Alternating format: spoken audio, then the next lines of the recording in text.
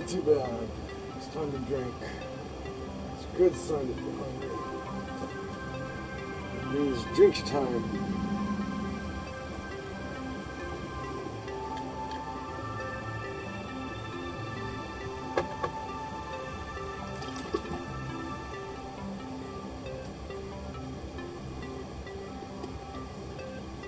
Got some catching up to do. 1, 2, 3, 6, 7, 8. God damn it! I'm gonna take it easy on the cigarettes, man.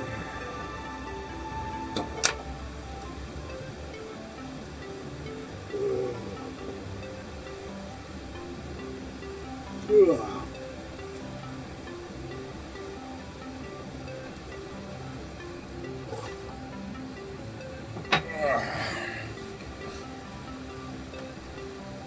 Go figure, when I googled Lena and Margo, which is a porno, who do you think I saw? One of my old fucking streams is what I saw.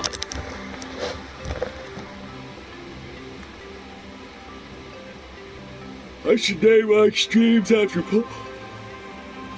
porn shows more often.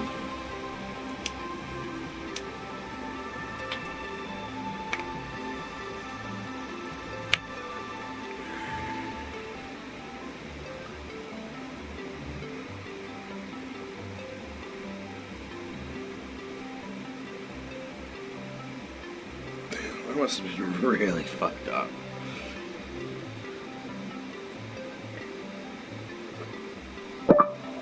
Middle kids, edge of town.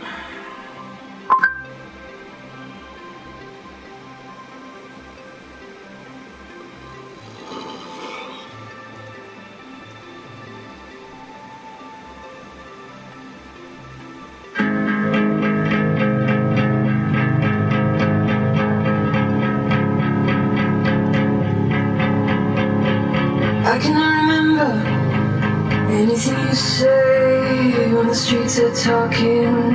Yeah, they call my name, and I walk a little further. I could go all day, and the trees are reaching, pointing out the way. I got a model and journey to the edge of town, and then the road got to bounce like me, and then I went down. I'm standing face to face with the king of the underground. Some things just don't let out. I'm upside down, I'm inside out.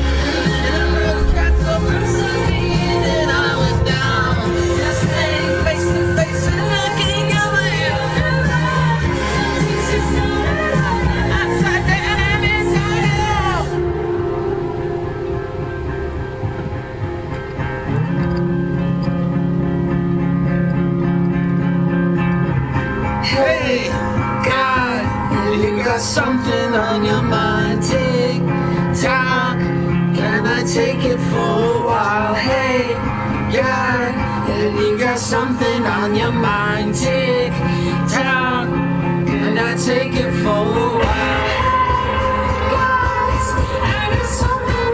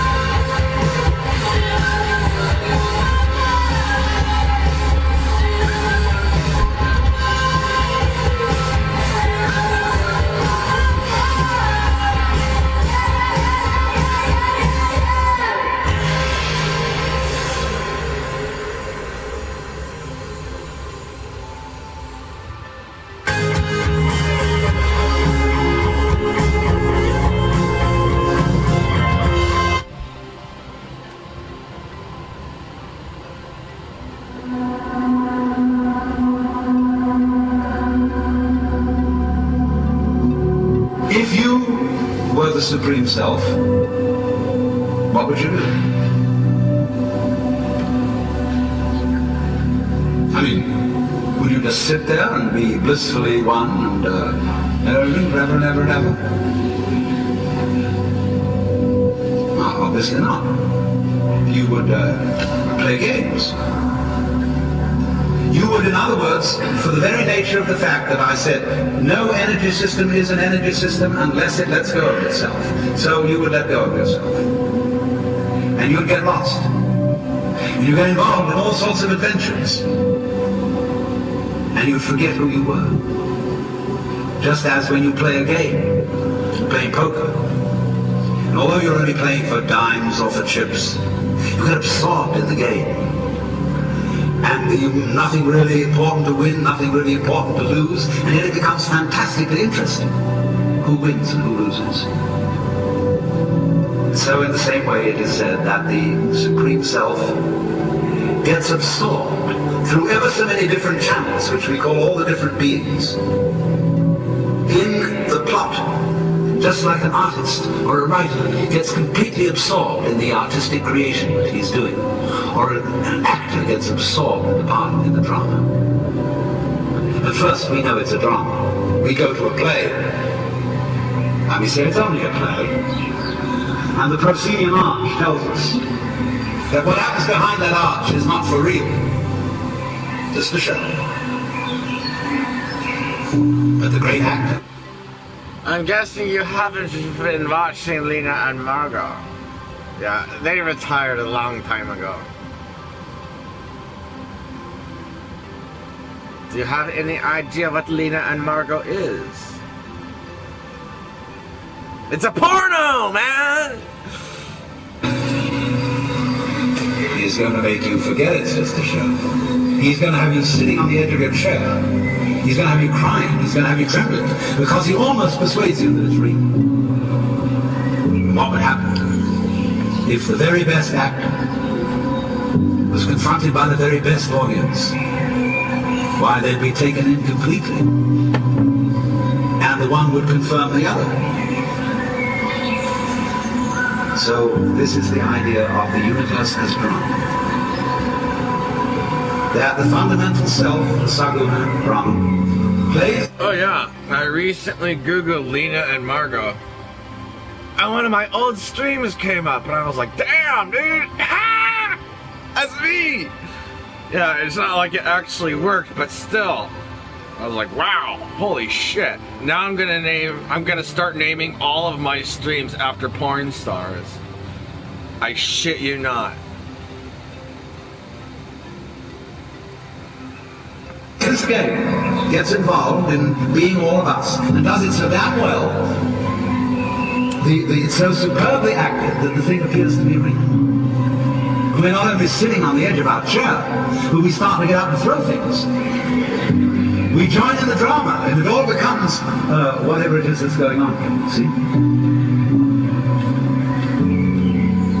Then, of course, at the end of the drama, because all things have to have an end that have a beginning, the curtain goes down, and the actors retire and leave.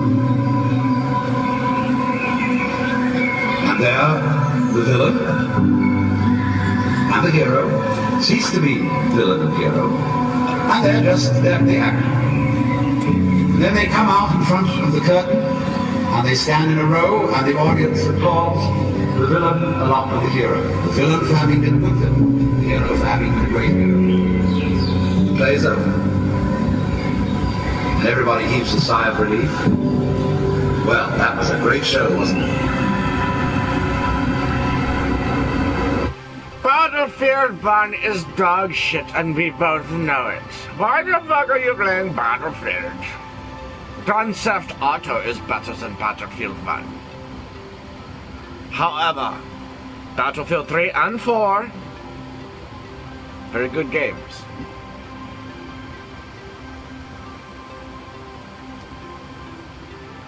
In Battlefield 3, I got the 99 kill streak. Boom! 0 deaths, 99 kills. I shit you not. Why would I make this shit up? Of course I was in a tank. using an AA gun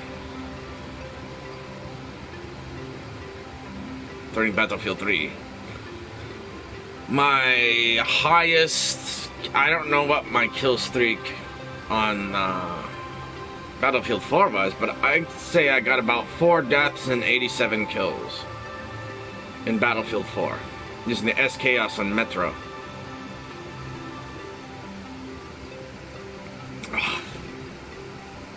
I'm getting some more shitty practice before the next shitty game comes out. Meow. Meow.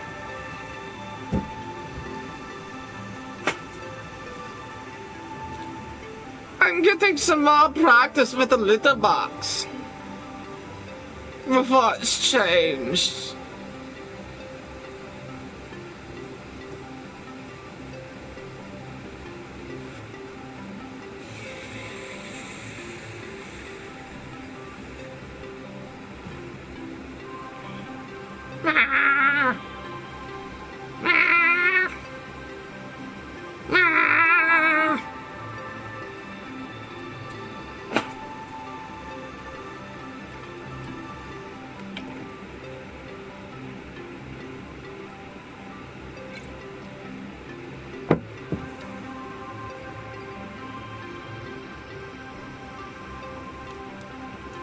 And I am trying to drink the rest of this bottle before I run out of cigarettes. So, we have nothing in common.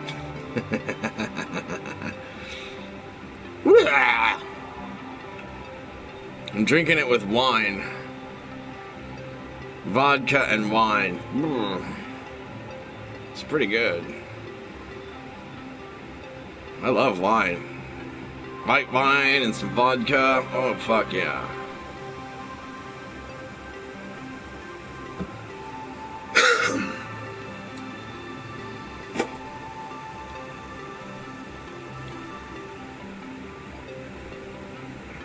Apparently there's some other people over here to enjoy my company. Julie, who's dead. I kinda killed her. Not on purpose, but yeah, we drank a lot of booze together.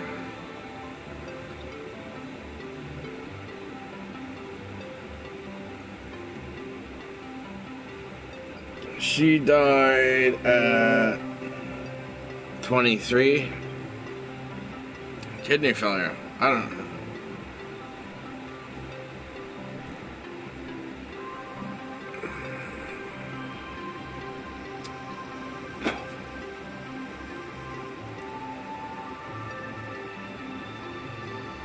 Yeah, me and her were best buds. We drink a fuck ton of booze. God, I do miss those days. Those were good days.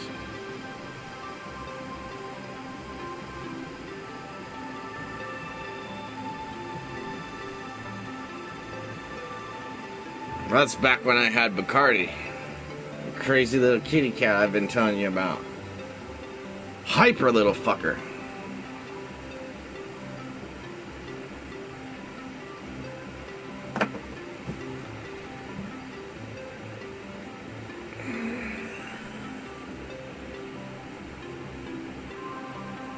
Yeah, he was a tabby. Orange with stripes and shit. In fact, the tabby is the oldest domestic cat that humankind can date to fucking the first domestic cats.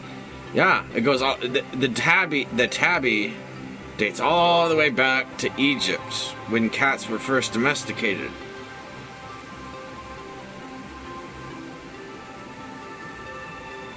Bow.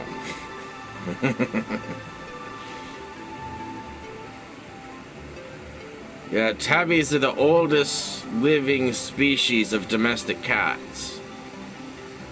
And then you have all these other cats, like the calico. I have no idea where that comes from. It looks like it comes from maybe Scotland. I have no idea.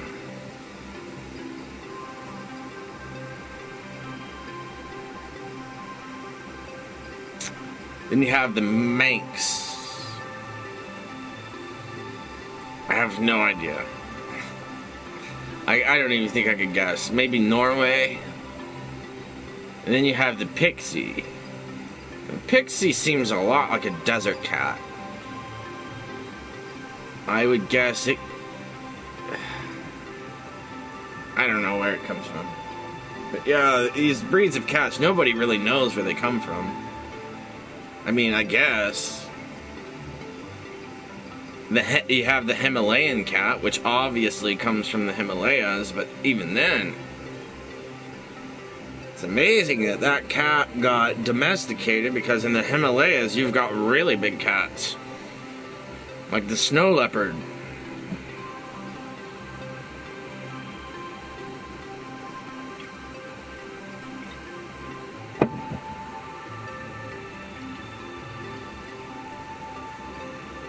And the red fox.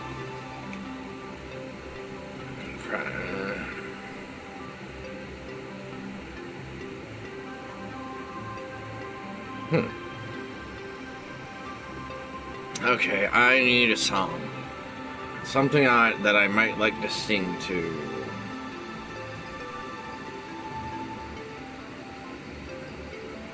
I don't know. I don't even know what song I want to hear. Got one.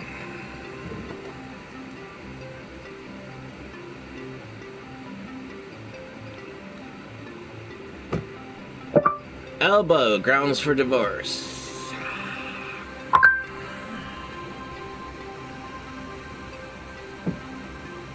I don't even really want to hear this one, but fuck it. If you can do this.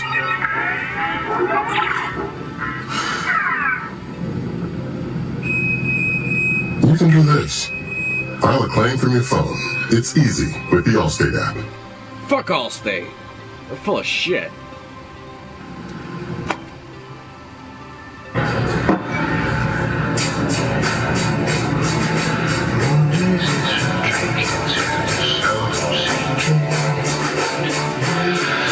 I've been working on a cocktail called Grounds for Divorce.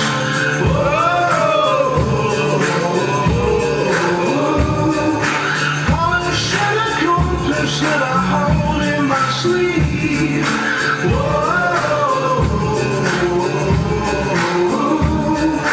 Down comes it on sticks, but then he kicks like a horse.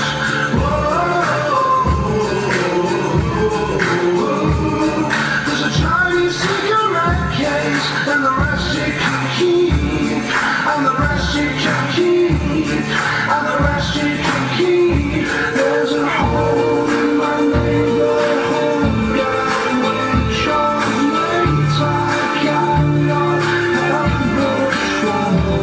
There's a hole in my neighborhood, down which of late I cannot help but fall.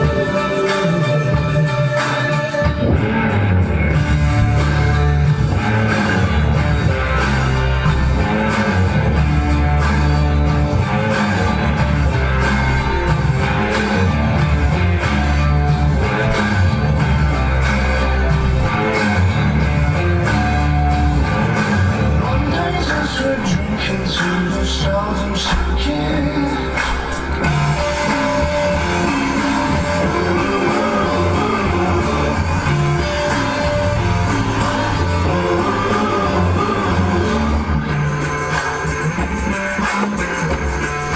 There's this whispering of jokers doing flesh by the pound to a chorus of supposes for the little town horse. There'll be twisted karaoke and the MC lounge, and I'll bring you for the roses for the bushy no gauze, and it gives me. I got a feeling tomorrow I'm gonna be on a stream begging for money.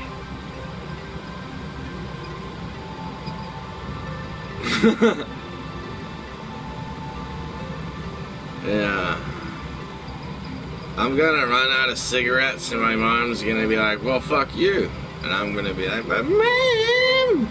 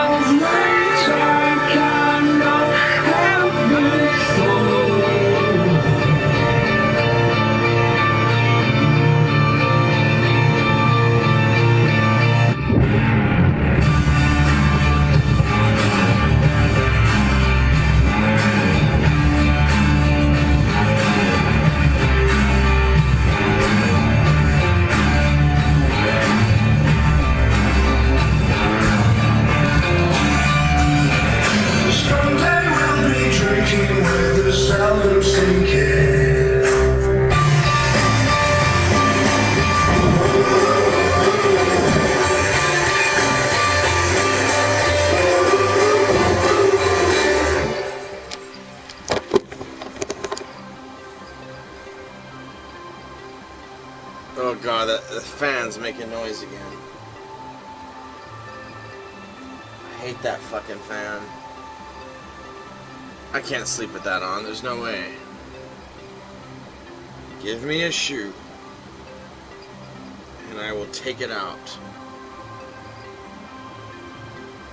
I will destroy that fucking fan if I only had a shoe near me.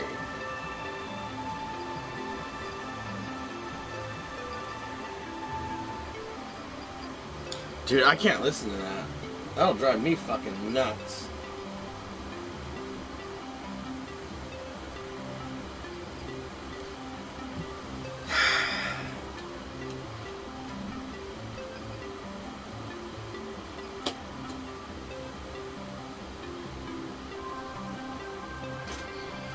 Yeah, I'm gonna give it back to my mom. Fuck it.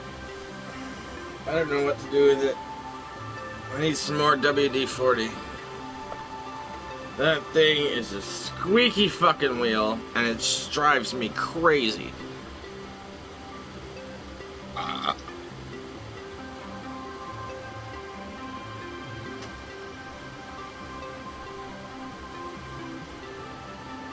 When did you last take the time to do nothing? And when I say nothing, I mean nothing. These days we rarely give our minds a chance to rest. And as a result? All the time.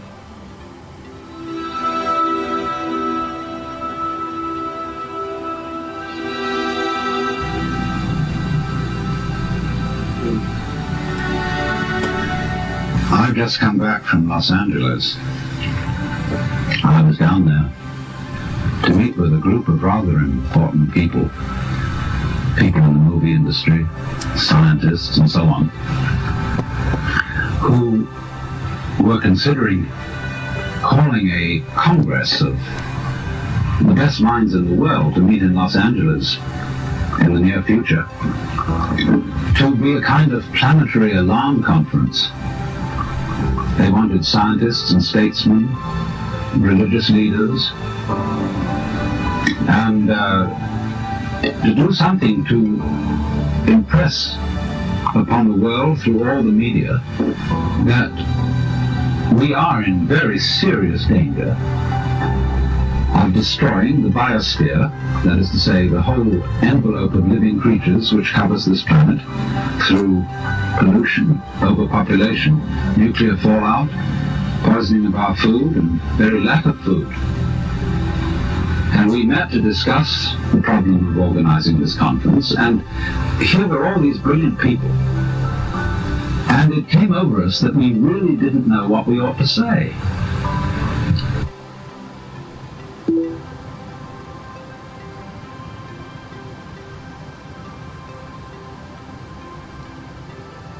I mean, you could scream and create a state of panic, but that won't do any good.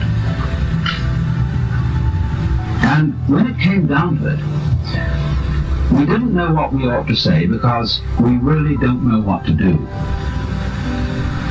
Some things that we might do, for example, to increase the food supply with high-yield crops, may be ecological mistakes. And so the consensus of almost everybody at the meeting was that in some way or other, the human race has to learn how to leave the world alone. And let what is called the natural homeostasis, that is the self-balancing process of nature, take care of the mess. Now, how are we going to do that?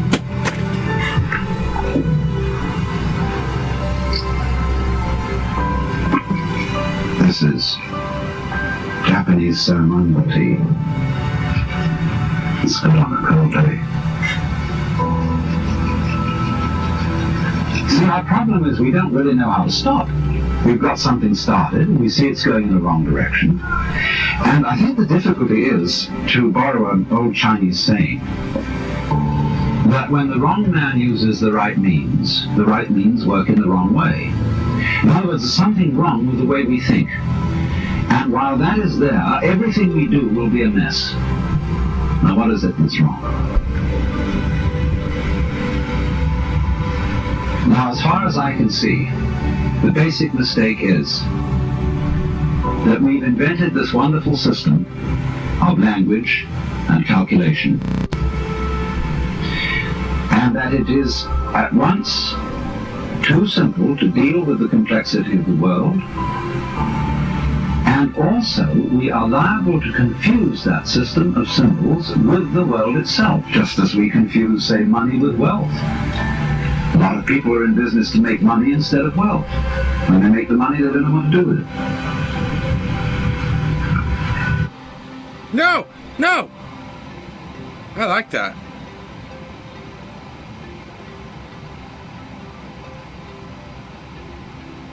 Think of the mind as a still pool of water. Each thought is like a raindrop. It creates a ripple.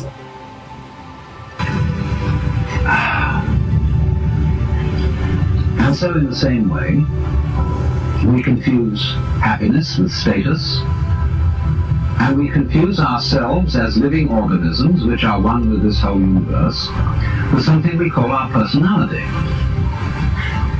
And what is our personality?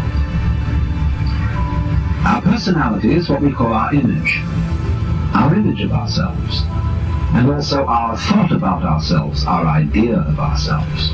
This is the person. In other words, what people read and understand, and what I understand as Alan Watts, is a big act which is not really me. Because in the image of Alan Watts, there are not all my unconscious processes, both psychological and physical. The construction of my brain is not contained in the concept Alan Watts, and the concept Alan Watts does not contain the inseparable relationships which I have with all the rest of the universe. And therefore that concept is a fraud. And when it's mistaken for the real me, there's a confusion. Because if somebody says to me, Alan Watts, do something about it, the concept Alan Watts can't do anything. In other words, because it's only a concept, you can't make it lift a weight, just as 3 is a concept. 3, the number. You can't make just plain 3 do anything. So also you can't wrap up parcels with the equator. It's a useful imaginary line, but it can't do anything. But we all feel that this concept of ourselves, which we call our personality or our ego, can do something. Because we think it really exists, and I'll tell you why we think it exists. What happens when if I were to say to you, now look hard at the television screen, really look at it. What do you do, as distinct from just watching it in the ordinary way, when you say, now I really got to see that? What do you do? Notice that you tighten muscles all around here, that you frown a little, you clench your teeth perhaps. Now what has that got to do with seeing anything clearly? It has absolutely nothing to do with it. Same thing when you listen carefully. Now listen, catch everything that's said, when you start tightening up around your ears. That has nothing to do with hearing clearly. Now from the moment we were little children, when teachers in class screamed at us, pay attention, we go tight in various ways. Either to see or hear more clearly, to concentrate, or to will something which is supposed to be difficult to do. And that constitutes a habitual tension over the whole body that's there almost all the time. And that feeling of unnecessary tension is, as it were, the material sensation upon which we fasten this concept of I. We hang it on to that feeling. The concept is not us. The feeling of tension is completely phony. It has nothing to do with success in seeing, hearing, or acting. And so we get the marriage of an illusion with a falsehood. And that we call ourselves. And no wonder we feel cut off from everything, alienated, frightened of life and death. So what has to happen is we have to come back to a sane view of our own life, which is the way we really are, an organism functioning in terms of the whole environment, with the whole environment, instead of this funny little separate personality. But how are we going to do that? People say, oh, you can't change human nature overnight. You're asking us to give up the ego. And that's the most difficult of all things to do. Actually, it isn't. Because the ego doesn't exist. And of course, if you try to give up your ego with your ego, then it'll take you to the end of time. Because this is the point. You can't transform yourself. You can't make yourself sane. You can't make yourself loving. You can't make yourself unselfish. And yet it's absolutely necessary that we be that way. It's absolutely necessary. If we are going to hand over the direction of nature to nature, which is what it comes to, it's absolutely necessary that we let go of ourselves, and it can't be done. Not by anything that we call doing, acting, willing, or even just accepting things. You can't do it. Why? Because you don't really exist as that kind of a separate ego or personality. It's just an idea based on a phony feeling. So when it comes down to it, it's shocking news for us, for the human race, for our pride. You're only making a mess by trying to put things straight. You're trying to straighten out a wiggly world, and no wonder you're in trouble. So you can't do anything. So you can't transform yourself. And what can you do? What happens then? If you actually realize you've come to a dead end, and the human race has come to a dead end, in my opinion, what then? Commit suicide?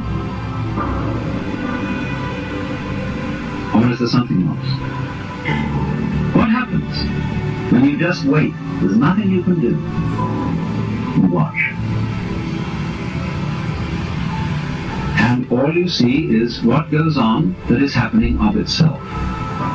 You're breathing, the wind is blowing, the trees are waving, the blood is circulating, your nerves are tingling. It's all going on with itself. But you know, that's you. That's the real you. The you that goes on of itself. It's not the symbol. It's not the person. It's you that's happening, as when you breathe. Yes, you can get the feeling that I am breathing by shoving your breath, but your breath goes on day in and day out without your doing anything about it or even thinking of it. The same way your brain is functioning without your forcing it. So when you come to a dead end, and we are individually and socially now in 1971 at a dead end, this is the moment at which it is said man's extremity is God's opportunity.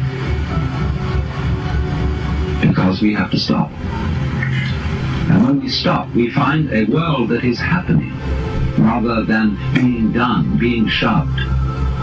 And that happening, as distinct from doing, is our fundamental self. And our fundamental self is not something just inside the skin. It's everything around us with which we connect. When you look out of your eyes at nature happening out there, you're looking at you. I'm not going to say what we should do from then on, but simply that before we think of doing anything in this critical situation, we realize the completely illusory nature of the beings that we think we are, and get back again to the beings that we really are, which includes all this outside world, no longer left outside.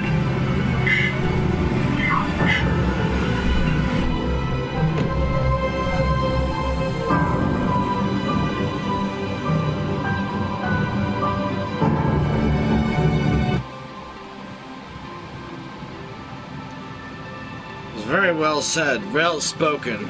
Dude, Alan Watts is the most extraordinary philosopher alive in this day.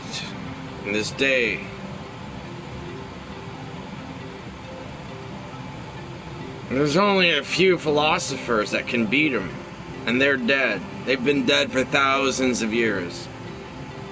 Like Plato, and so on. Archimedes, Shakespeare.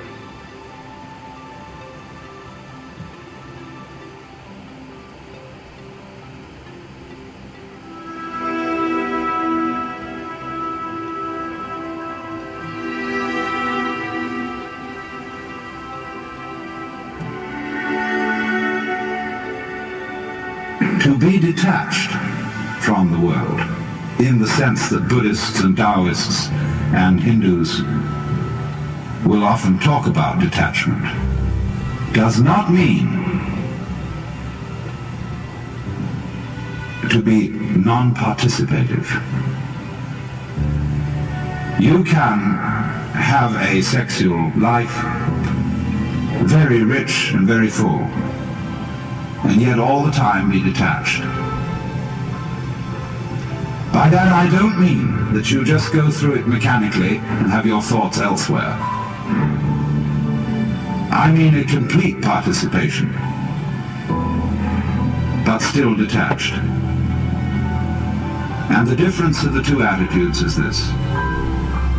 On the one hand, there is a way of being so anxious about physical pleasure, so afraid that you won't make it, that you grab it too hard, that you just have to have that thing. And if you do that, you destroy it completely. And therefore, after every attempt to get it, you feel disappointed. You feel empty, you feel something was lost. And therefore you want it again. You have to keep repeating, because you never really got there. And it's this that is the hang-up. This is what is meant by attachment to this world, in an evil sense. But on the other hand, pleasure in its fullness cannot be experienced when one is grasping it. I knew a little girl to whom someone gave a bunny rabbit. She was so delighted with the bunny rabbit and so afraid of losing it that taking it home in the car, she squeezed it to death with love. And lots of parents do that to their children. And lots of spouses do it to each other. They hold on too hard, and so take the life out of this transient, beautifully fragile thing that life is. To have it, to have life, and to have its pleasure, you must at the same time let go of it. And then you can feel perfectly free to have that pleasure in the most gutsy, rollicking, earthy, lip-licking way. One's whole being taken over by a kind of undulative, convulsive, ripple, which is like the very pulse of life itself. This can happen only if you let go.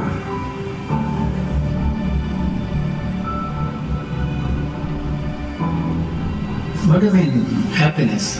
What exactly do you mean by happiness? If you translate a particular sensation as happiness, you call it happiness, a particular sensation that is there. You separate yourself and use that knowledge about the happiness that is put in there and translate that and tell yourself that you are happy. You understand? All sensations are very short-lived. They can't last forever.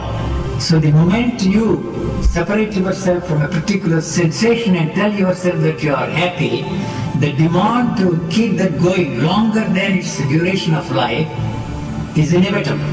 So what all you are doing to stretch that and keep that going on and on has turned that into the opposite unhappiness. You are stuck with unhappiness. Same is the case with the pleasure.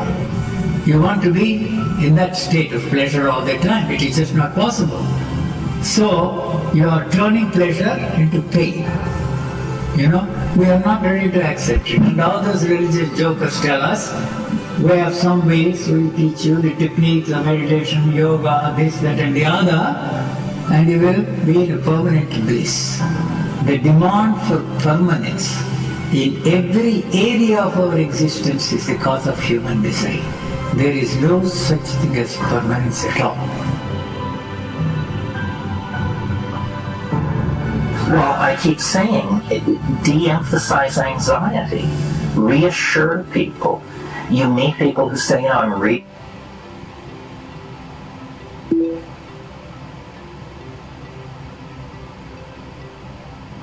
scared. I'm scared about my job. I'm scared about my relationship. I'm scared. And she says, don't worry. You don't know enough to worry. That's God's truth. Who do you think you are that you should worry, for crying out loud? I mean, it's a total waste of time. It presupposes such a knowledge of the situation that it is in fact a form of hubris. You know, no, what you do is just pay your bills and, you know, pack heat if you need to, and don't worry. That's all. Yes. Worry is praying to the devil. That's great. Worry is betting against yourself. You know, Wi Po Yang, a great Chinese Taoist who wrote many, many commentaries on the I Ching, he was asked at the end of his life what was his conclusion of a life of studying the I Ching. And he said, worry is preposterous. That going longer than its duration of life is inevitable.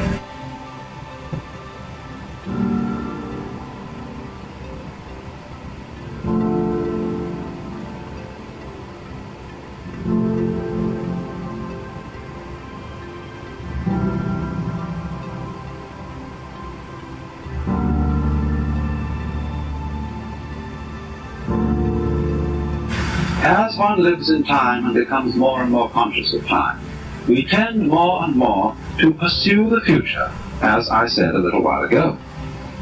And as we pursue the future, present time becomes more and more unsatisfactory, and we feel that we have to chase our happiness at greater and greater speeds. I was talking the other day to a college president who said, you know, I'm so busy now that I'm going to have to get a helicopter. I said, whatever you do, don't do it. Because if you get it, more will be expected of you. You'll be expected to go to more places faster.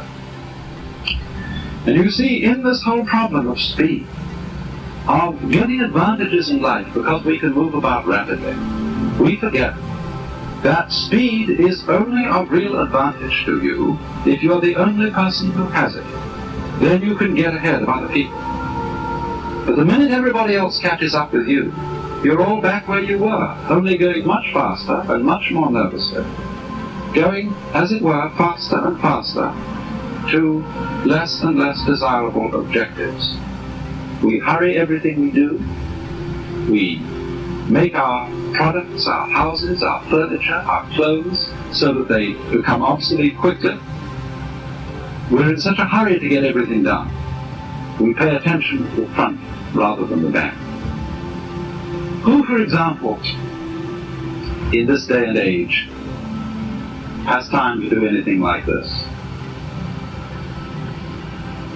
Here's a piece of Chinese embroidery.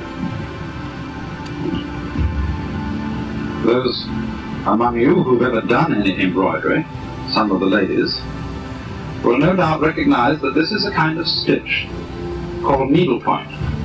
It's done on a material made up of minute little squares of thread, like a grid or lattice of thread.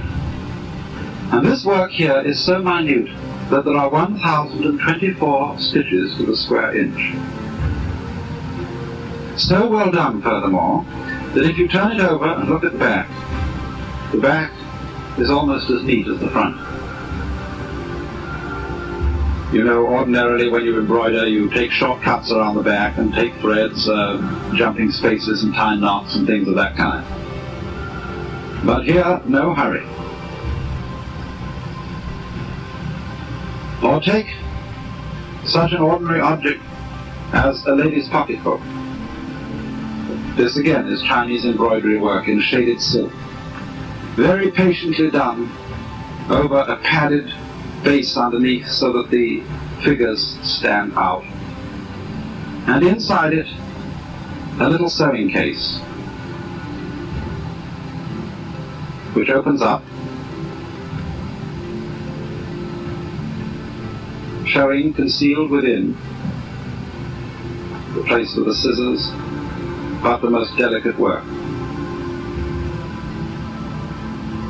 But in this day and age, we don't have time for it. Because we are always in a hurry to get things finished. And so the things that we finish weren't worth finishing because they were done so fast. After all, the enjoyment of our world is not really unlike listening to music.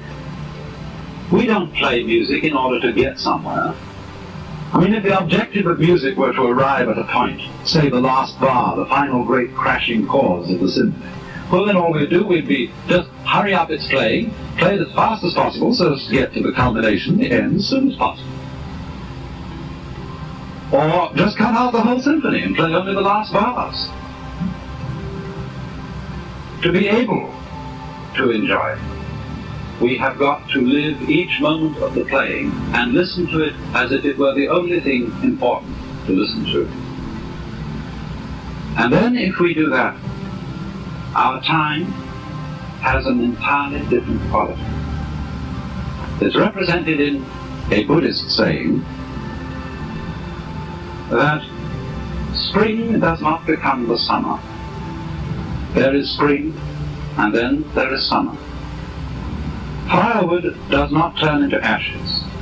There is first firewood, and then there are ashes. The two stages being, as it were, sufficient by themselves. And this is intended to give the idea of living in a fully concrete present into which you settle in. I mean, the present for most of us is, isn't it, just a hairline on a dial. And the hand goes by it flash, and there's nothing in it, one after another. But here there is an entirely different sense of the present, as something you can settle into. There's a line behind me from a Chinese poet, and it says, literally, day, ditto, in other words, day, day, that is good day. Every day is a good day. And it comes as the last line of this poem. In spring, hundreds of flowers. In summer, refreshing breeze. In autumn, the moon. Free your mind from idle thoughts, and for you, every season is a good season, or every day is a good day. And idle thoughts mean illusory thoughts. Thoughts of pursuing a future. Thoughts of making one's happiness depend on something which isn't here at all.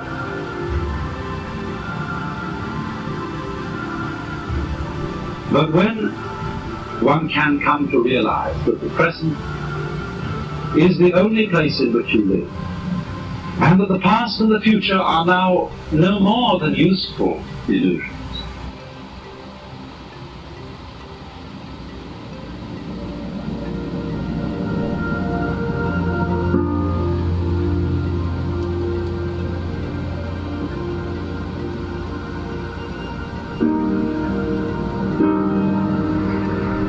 idea of personality of ourselves includes no information whatsoever about the hypothalamus, an organ of the brain, the pineal gland, really of the way we breathe, of how our blood circulates, of how we manage to form a sentence, how we manage to be conscious, how you open and close your hand. The information contained in your image of yourself contains nothing about all that.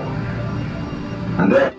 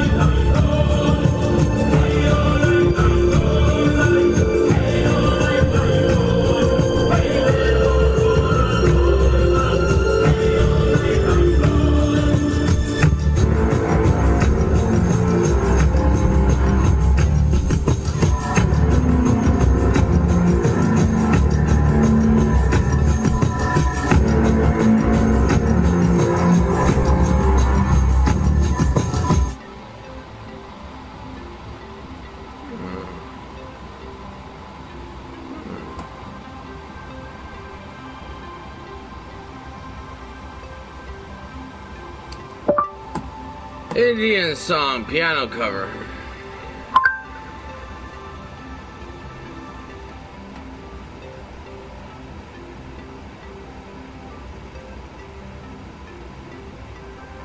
Get a great gift for dad and a game changer for the family. VI Food on Amazon.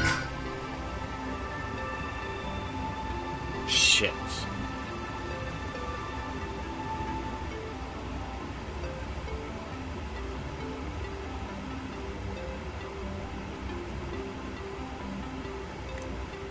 Oh, I guess I'll never hear it because you're too fucking slow. Next.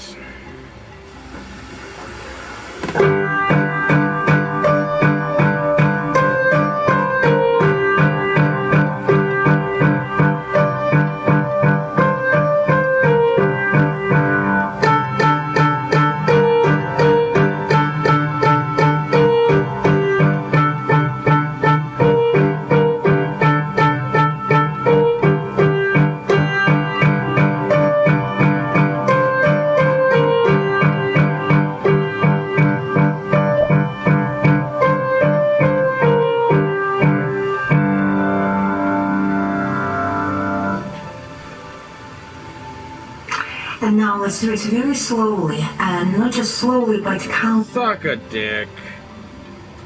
Hi, welcome. We are doing our alphabet book, lesson 1B. Lesson book level 1B, and we are doing Indian.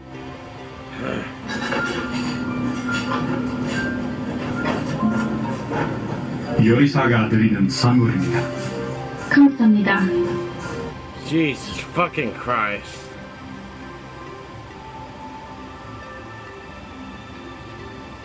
Do I have to murder everyone on the planet?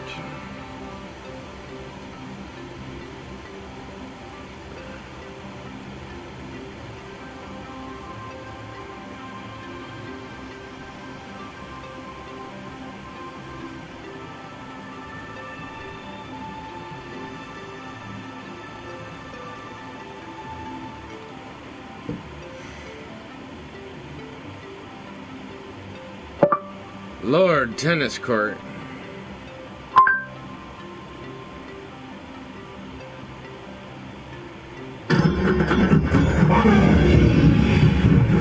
When you invited me to Temple Run, I was expecting an easy jog, not sprinting from a demon monkey. You know what is easy? Going to Geico.com to see how much you could save. Don't you think that it's boring how people talk?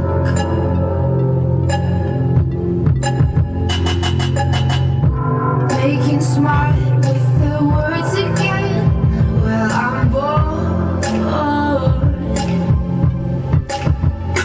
Because I'm doing this for the thrill of it, killing it, never not chasing a million things I want.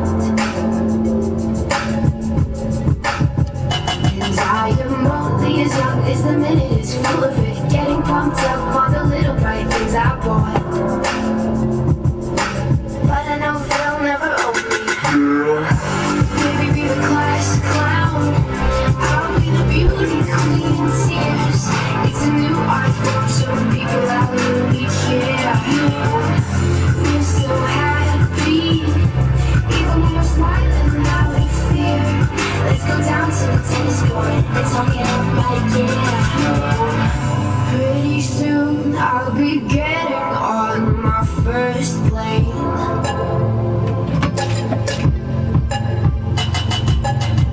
I'll see the veins of my city like they do in space. My head's filling up fast with the wicked games, up in flames. How can I fuck with the fun again when I'm knowing? And my boys trip me up with their heads again, and them everything's cool when we're all in line for the throne. But I know it's not forever. Maybe be the class clown, I'll be the beauty queen in tears. It's a new art form showing people how really care. We're so happy, even when we're smiling now we fear. Let's go down to the tennis court and talk it up right, yeah.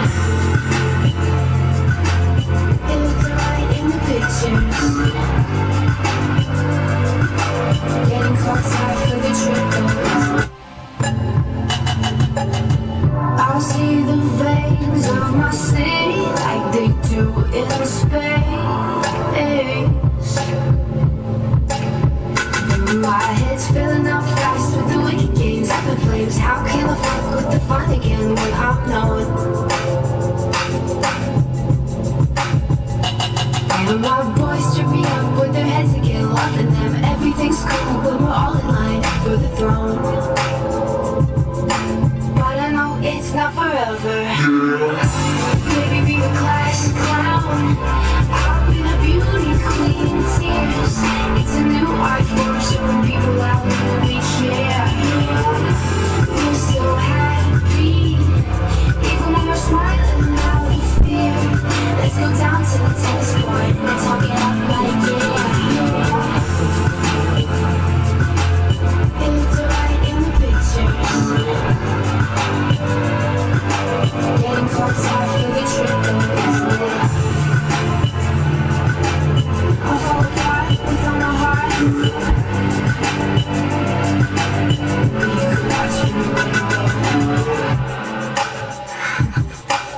You could watch from your window.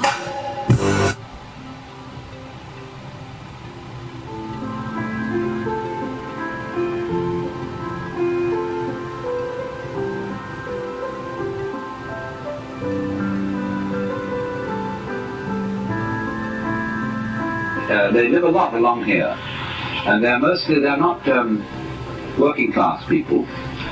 They are people who dropped out of college because they thought it was stupid. And they're that sort of people. We would call them perhaps beatniks. But you see, the city doesn't like it because they aren't owning the right cars, and therefore the local car salesman isn't doing business through them. They don't have lawns, and so nobody can sell them lawns. They hardly use dishwashers, appliances of that kind. They don't need them. And also they wear blue jeans and things like that, and so the local dress shops feel a bit put out having these people around. And they live very simply. Well, you mustn't do that. You've got to live in a complicated way. You've got to have the kind of car, that identifies you as a person of substance and status and all that. So there's a great problem here in our society. Now, why is there this problem? There's always a very inconsiderable minority of these non-joiners or people who check out of the game. But you will find that insecure societies are the most intolerant of those who are non-joiners. They are so unsure of the validity of their game rules that they say everyone must play. Now that's a double bind. You can't say to a person, you must play. Because what you're saying is, you are required to do something which will be acceptable only if you do it voluntarily. You see? So everyone must play is the rule in the United States. And it's the rule in almost all Republican governments. I mean Republican in the sense of democratic. Because they're very uneasy. Because everybody is responsible. You mean you may try not to be and avoid it and say, oh, let the senators take care of it or the president. But theoretically, everyone's responsible. Now that's terrifying. See, it's all right when you know what's right.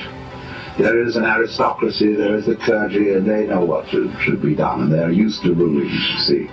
But now it's in your hands. You say, well, what are we going to do? Well, I think this way, and you think that way.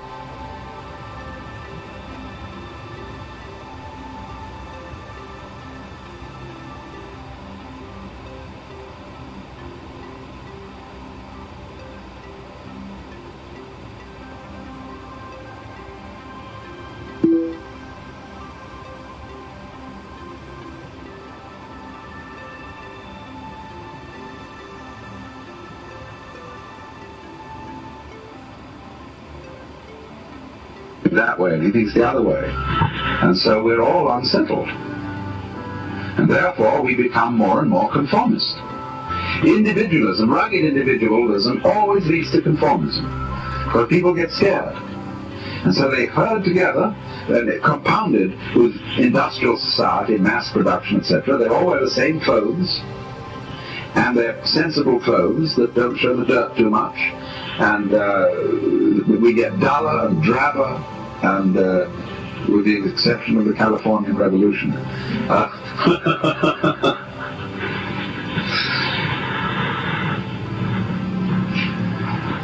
So the reason for this is, in a way, that democracy as we have tried it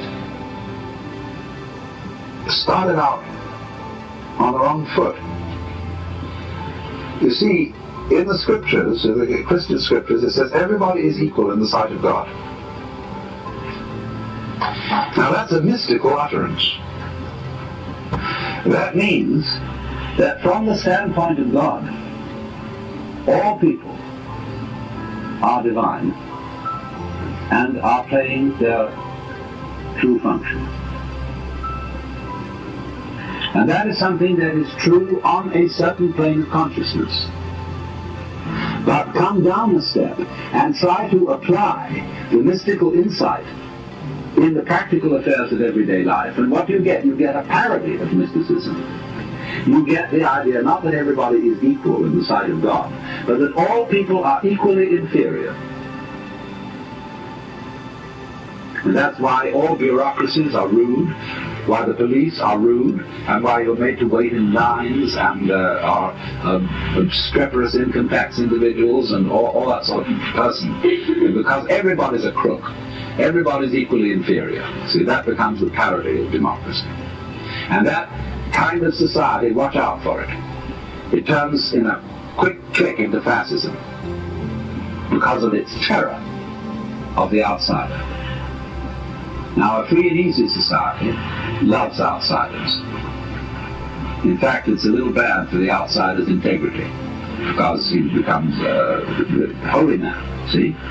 And people make salams and give him food and all that. They really take care of the outsider because they know that man is doing for us what we haven't got the guts to do. That outsider who lives up there in the mountain is at the highest peak of human evolution. His consciousness is one with the divine. And great, just there is someone like that around. It makes you feel a little better. He has realized, he knows what it's all about. And so we need a number of those people. Even though they don't join our game, they tell us, you see, what you're doing is only a game. It's okay, I'm not going to condemn you, but it is only a game. And we up on that mountaintop are watching you. We love you. We have compassion for you. And but excuse please, we aren't going to join. So that gives the community great strength, because it tells the government in no uncertain terms that there's something more than government.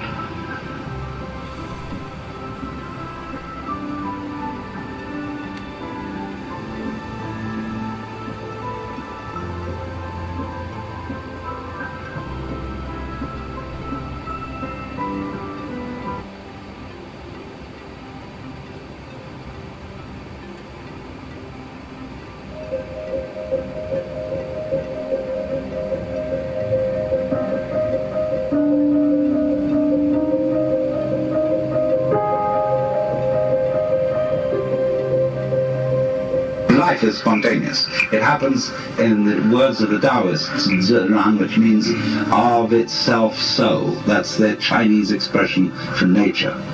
What happens by itself. What isn't pushed, but it just pops up, you see? Like, gee, I'll never forget, there was a great Zen master I knew once in New York.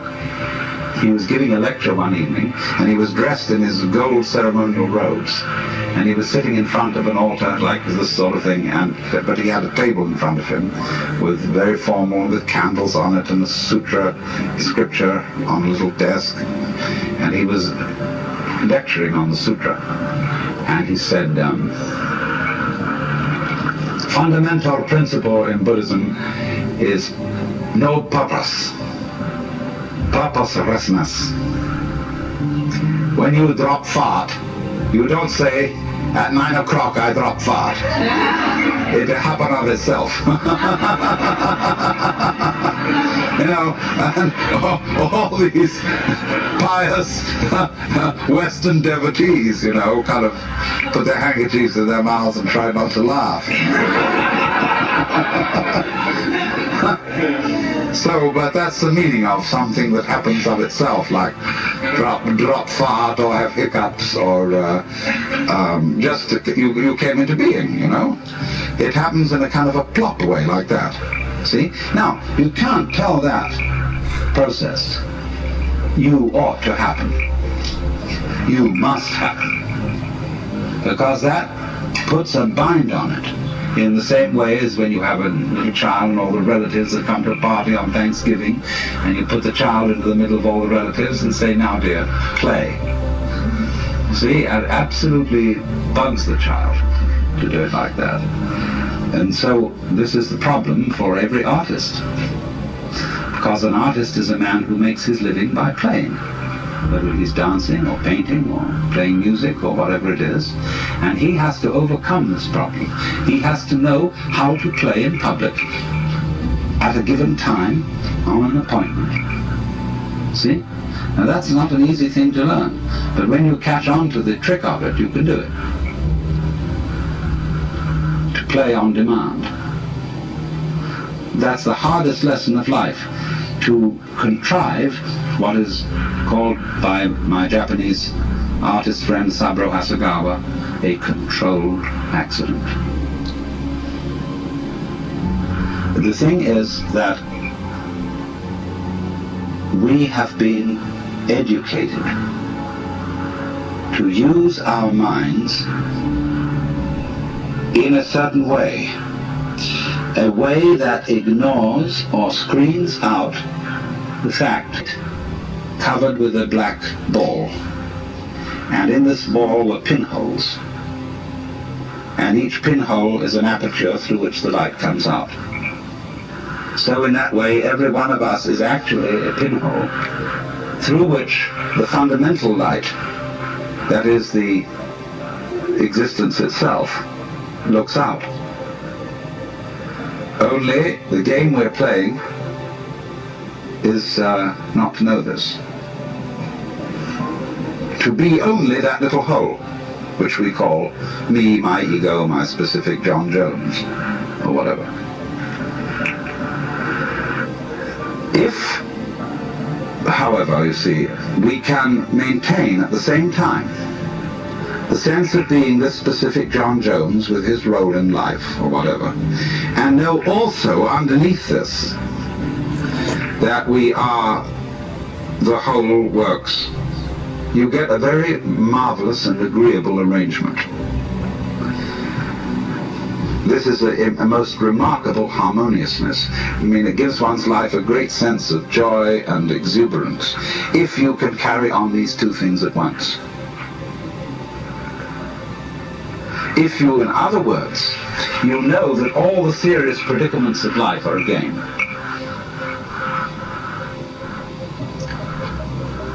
Now, I want to put it two ways.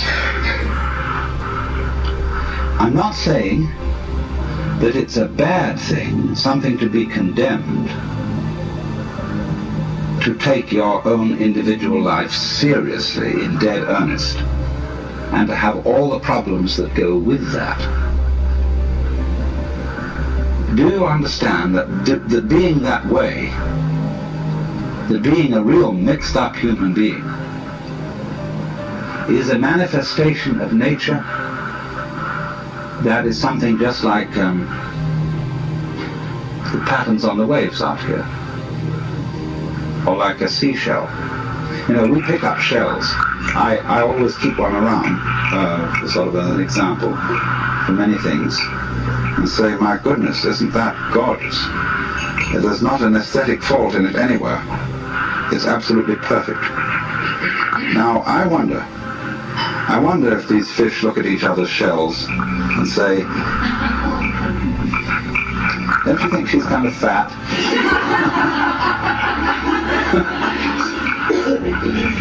Oh my, those markings aren't really very well spaced. Because that's what we do.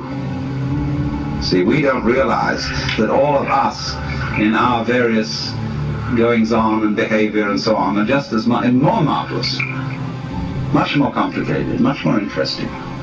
All these gorgeous faces that I'm looking at, you know, every one of them, some are supposedly pretty, some are supposedly not so pretty, but they're all absolutely gorgeous. And everybody's eyes is a piece of jewelry beyond compare. Beautiful.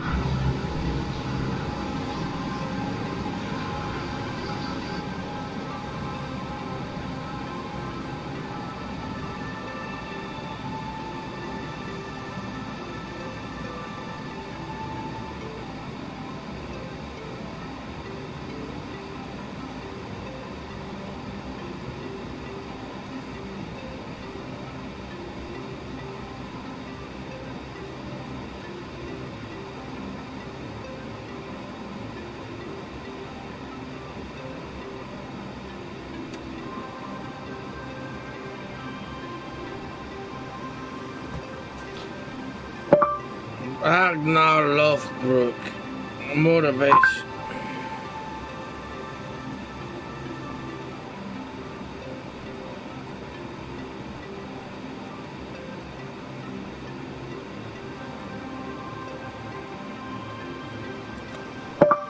Ragnar Lothbrok, motivational speech.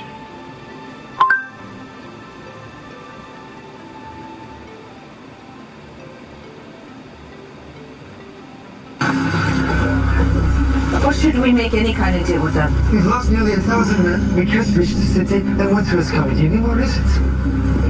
Why do they offer terms if they're so sure we cannot get into the city? They're probably run out of food. We should let them starve.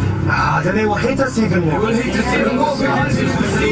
I have something to say. I did not become ill because I aspired to be one. It came about because of other people's actions. I did not become king out of ambition, but once again, I had no choice as a result of other people's actions. But nonetheless, I am king.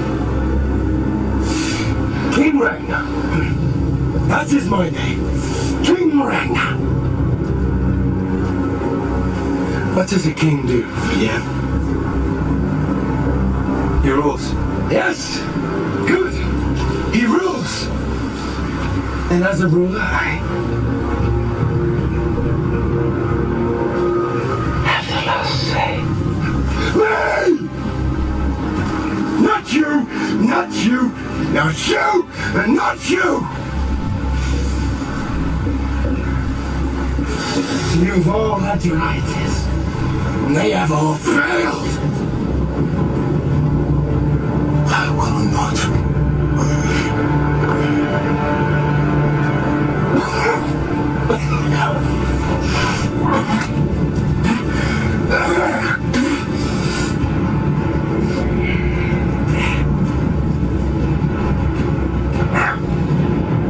There's no more discussion.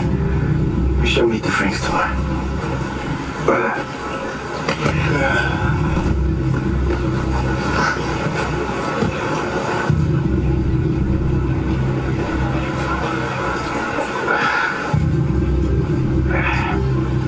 Come with me.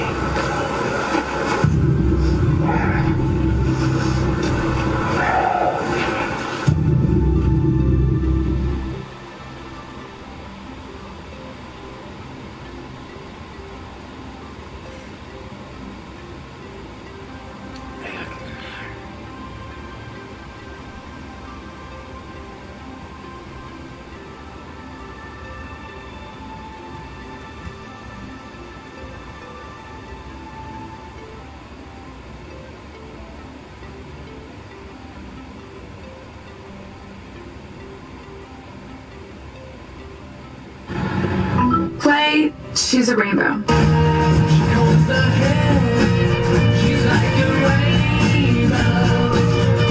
The all-new Acura RDX with ELS Studio 3D sound.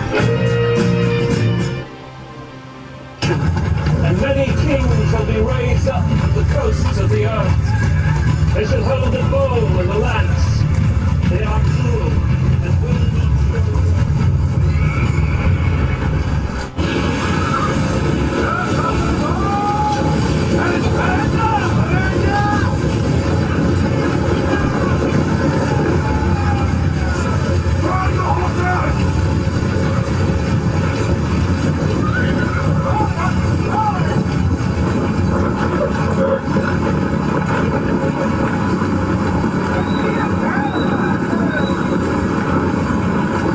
Not such a great army after all, my Lord Bishop.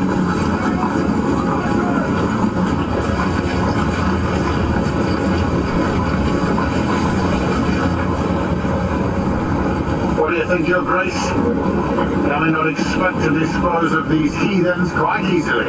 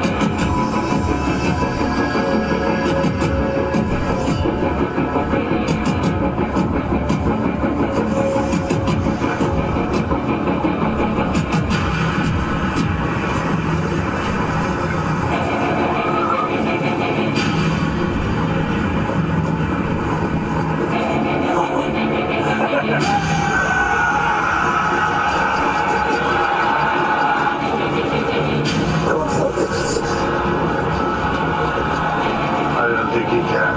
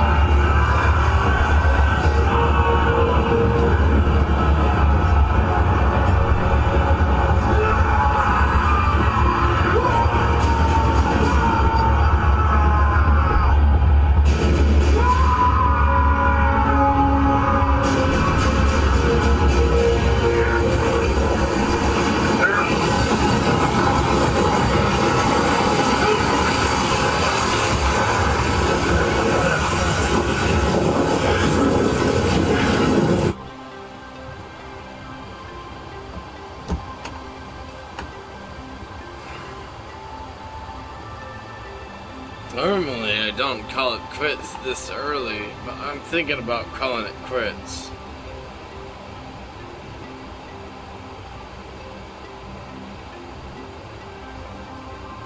I'm gonna call it quits. I had my fun.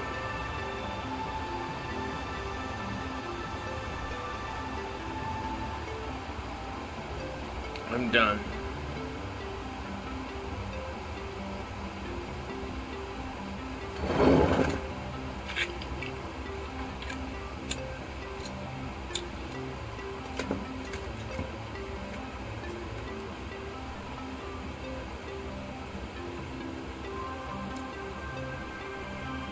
I want some food.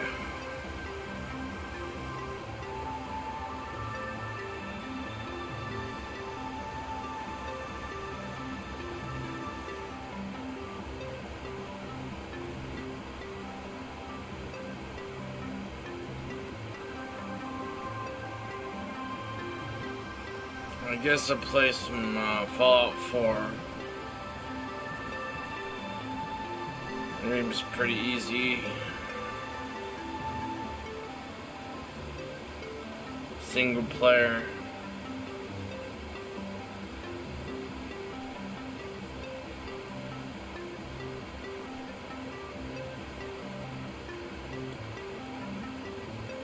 God damn, I like to drink.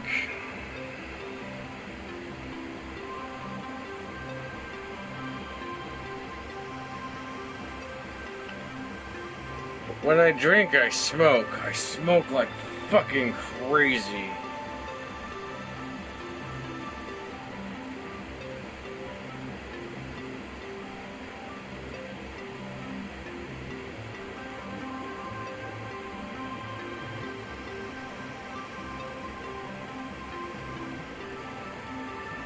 I got some baked potatoes, but they're getting mold on it.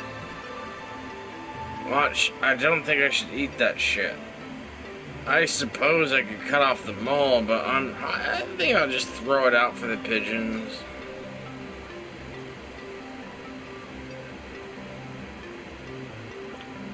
Heat up a new one in the microwave with some steak and some all kinds of shit. I am hungry.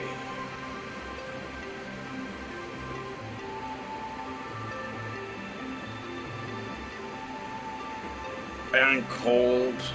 Fuck, it's cold in here. First it's hot, then it's cold.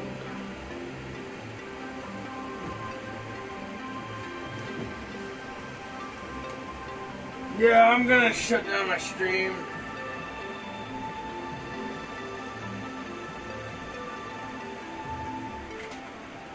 Sorry dudes, but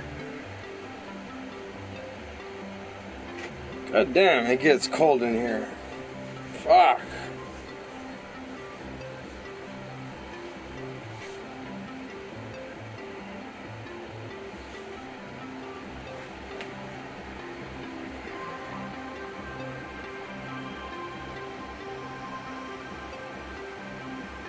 Yeah, I'm gonna hop on Fallout 4.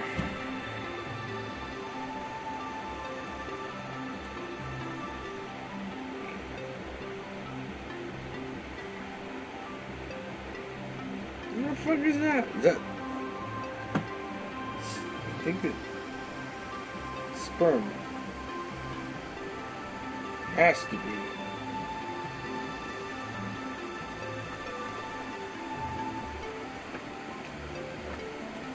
What about the other controller?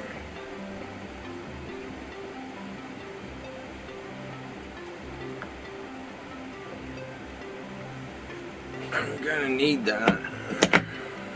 It's not fully charged.